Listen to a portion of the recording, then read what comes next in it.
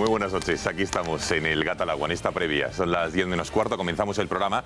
Me está hablando nuestro primer invitado de algunas cosas de las que les vamos a informar en los próximos minutos. No tengan duda. A partir de las 10 analizaremos la actualidad. Pero hay una noticia que me gustaría tratar en el día de hoy que en algunos medios ha pasado desapercibida y en otros directamente se ha desinformado. No es plan, digamos, ahora ponernos a leer casi todos los titulares al respecto de la decisión del Tribunal Supremo hoy. La mayoría de medios de comunicación afirma que el Supremo paraliza o, digamos, permite que se sigan con los trámites para la exhumación de Francisco Franco. Es lo que dicen casi todos los medios de comunicación. En fin, nosotros, como no queremos quedarnos en los titulares como siempre, en esta primera parte del Gato, en esta previa, queríamos invitar al portavoz de la Fundación Francisco Franco para que nos hablara sobre esta noticia y hasta qué punto tiene relevancia no solo jurídica, sino en lo que interesa, que es saber si finalmente Franco va a ser exhumado o no. Y en el caso de que sí, ¿dónde irían a parar sus restos mortales? Porque está claro que la familia está absolutamente en contra y veremos qué es lo que dice la Iglesia. Don Jaime Alonso, muy buenas noches. Buenas noches. Gracias por estar en el Gato. Ha visto que le presento antes incluso que a los tertulianos, que a los analistas. Gracias a usted, al Gato al Agua, Intereconomía.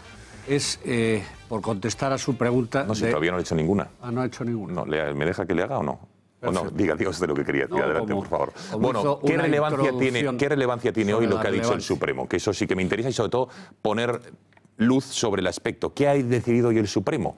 Porque desde luego ha dicho el Supremo que el recurso que había hecho la familia no era sobre la exhumación en sí, sino sobre cuestiones previas o técnicas que nada tenían que ver con la exhumación, con lo cual que se han venido a precipitar. ¿Es cierto esto? Bien, yo no diría tanto. No es que se fueran a precipitar, es que sencillamente la interpretación que hace el Tribunal Supremo es que los actos del Gobierno, del Consejo de Ministros de 8 de noviembre, era un presupuesto para exhumar a Franco, indudablemente, pero que eran cuestiones de mero trámite que no afectaban en sí mismas a la exhumación y que, por lo tanto, pues se descartaba en estos momentos que se pudiera aceptar una medida cautelar de esa naturaleza.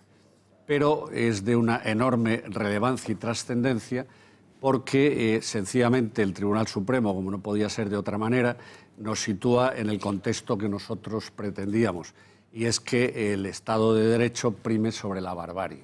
Sabemos perfectamente la vocación del Partido Socialista desde Pablo Iglesias: cuando la ley te favorece, aplicas la ley; cuando no te favorece, pues sencillamente la conculcas o dictas una resolución que te convenga. En este caso, el procedimiento habilitante para exhumar a Franco fue un decreto ley que era manifiestamente inconstitucional.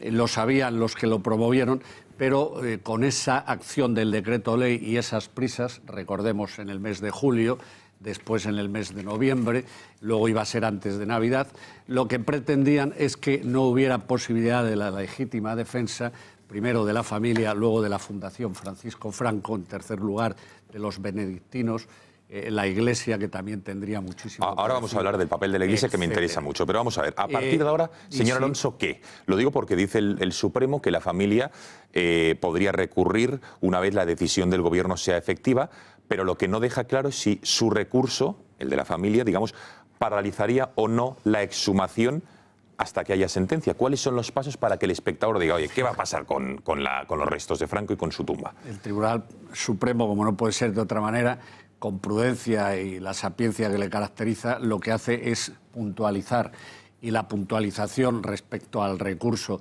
de la familia, excepcional, magnífico, extraordinario, y que felicito públicamente, no podía ser más que interpretable como no es el momento, pero no ocurre más que no es el momento.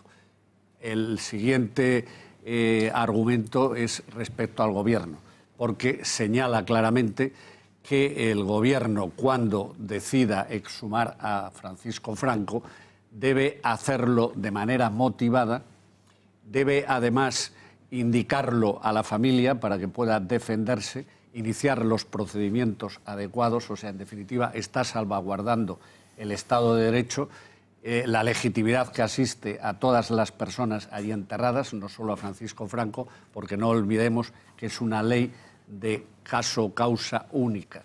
que eso está clarísimamente tipificado en contra de los derechos humanos europeos. ¿Caso causa única qué quiere decir, señor Causa Alonso? única es sencillamente que no se puede dictar una resolución para una determinada persona. Las leyes tienen que tener un ámbito general y tienen que venir motivadas por unas razones determinadas. Y solo excepcionalmente en momentos de guerra, de una crisis económica brutal, etcétera, se puede establecer una ley de caso único que es para salvaguardar pues una situación de estas características. Bien. Comprenderá usted que aplicarlo a Francisco Franco pues es como aplicar un decreto ley en su excepcionalidad y urgencia para una cuestión que no afectaba ni afecta a nadie excepto a los legítimos intereses de la historia, que está ahí para no ser derogada, para que no sea juzgada y por lo tanto tiene una enorme proyección esta situación. Porque además advierte al Gobierno de algo esencial, y es que aparte de la motivación y aparte de atender a todas las partes implicadas, señala que son ellos, como no puede ser de otra manera, órgano jurisdiccional, los únicos capaces y con capacidad de juzgar y ejecutar de lo juzgado. Bien. Por lo tanto, señor Sánchez, Gobierno socialista, quien juegue a esta cuestión, sepan que tendrá que ser el Tribunal Supremo cautelarmente y luego quien corresponda a entrar en el fondo el que debe manifestarse. Al tratarse de derechos fundamentales, me imagino que están en la misma situación que estuvimos nosotros desde el origen. A ver, quiero que me responda algún argumentario de la izquierda o de los que apuestan o abogan por exhumar los restos de Francisco Franco. Dicen que el argumento es que uno de ellos, que en una basílica a los caídos no puede estar enterrado el jefe, digamos, de uno de los bandos, por mucho que esté ahí en contra de su voluntad. Todo el mundo sabe que Franco no quiso ser enterrado en el Valle de los Caídos, sino que fue el rey quien lo ordenó.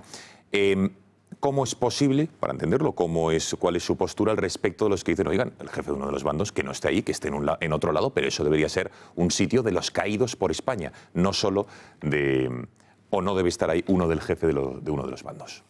Bien, es un argumento, en realidad es un argumento para sacarlo, porque no van a explicar que lo que quieren es humillar la figura de Francisco Franco, lo que no van a decir es lo que viene detrás y la resignificación del Valle de los Caídos, lo que no pueden decir, aunque lo han dicho, es que quieren volar sencillamente el Valle de los Caídos, y tampoco pueden significar lo que significa esa exhumación en contra de la voluntad de la familia, que afecta a cualquier persona enterrada en cualquier lugar de España. Hay un derecho público y además hay un derecho canónico en este caso. El derecho canónico, aunque ahora esté derogado el canon concreto, no en la época que fue enterrado, quien había construido una basílica o una iglesia, una catedral, podía ser enterrado y tenía derecho a ser enterrado en la misma. Ese derecho entonces vigente, aunque ahora no exista, no hay un canon que contradiga ese canon. Por lo tanto, Francisco Franco lo deseó Su Majestad, tuvo que dar el visto bueno su viuda y por lo tanto está enterrado, aunque no fuera un caído, sí fue el que posibilitó el reencuentro de todos los españoles, creando ese monumento excepcional y extraordinario a la concordia, a la paz de todos los españoles. ¿A dónde irían en el supuesto de que la exhumación siguiera adelante? Ustedes dicen que técnicamente o que jurídicamente no hay viabilidad, pero ¿a dónde irían en el supuesto de que la justicia diera luz verde a la exhumación? Porque la familia está claro que dice que no lo quiere exhumar, con lo cual no parece probable que la familia dé una localización donde inhumarlos, digamos. Nosotros el único temor que teníamos, y obviamente el Tribunal Supremo hoy también parece señalar, entre comillas, que lo tiene, cuando advierte al Gobierno de que no puede continuar por la vía de hecho en una cuestión que afecta a derechos fundamentales. Estamos tranquilos, sabemos lo que es un Estado de Derecho, creemos que España en muchos aspectos, no solo en este, se está juzgando el ser o no ser como nación, el Estado de Derecho y la democracia también están en juego y por lo tanto no creo que el Tribunal Supremo ceda ante la arbitrariedad de una exhumación de estas características. Perdone, ¿el Estado de Derecho está en juego por la exhumación? Dice señor Alonso. No lo digo para que me explique este punto de vista que me parece muy interesante. ¿Por qué está en juego? Yo se lo explico claramente. Si un principio fundamental y esencial como es el que una persona no pueda permanecer en la tumba. Los derechos de las personas van más allá de su vida y existen derechos de la familia y derechos de la persona enterrada. El que está enterrado en un lugar sagrado lo que espera y aspira es al juicio final. En ese juicio final, la redención de los muertos, no hay temporalidad alguna. Y en el ámbito civil y del derecho romano, no en el germánico, lo que existe es indudablemente 99 años, que es el derecho de uso, el derecho de cualquier tumba, de cualquier persona que esté en cualquier cementerio público. Y eso es inviolable, es respetable solo en casos excepcionales, cuando haya que, ante un problema de paternidad, exhumar a una persona para analizar el ADN. Lo tiene que decidir un juez y ahí no requiere autorización de la familia. En todos los demás casos, en virtud de esos derechos, que no solo están reconocidos en la Constitución y en las leyes que la derivan, sino en el propio Tribunal Internacional, la Comisión Europea de Derechos Humanos. Bueno, un par de cuestiones más. ¿Qué dice la Iglesia al respecto, señor Alonso? Lo digo porque al estar enterrado en una basílica, algo tendrá que decir, o no tiene ni voz ni voto al respecto. Tiene voz y voto, lo que no sé, porque no se ha pronunciado o se ha pronunciado de manera equívoca, el respeto que ellos se merecen a sí mismos. Yo me refiero a la Conferencia Episcopal. Yo creo que son los primeros en que tendrían que decir, no, en una basílica existe un concordato, en virtud de ese concordato, usted con un real decreto, ni siquiera con una ley ordinaria, podrían conculcar un concordato donde es infraconstitucional y supralegal.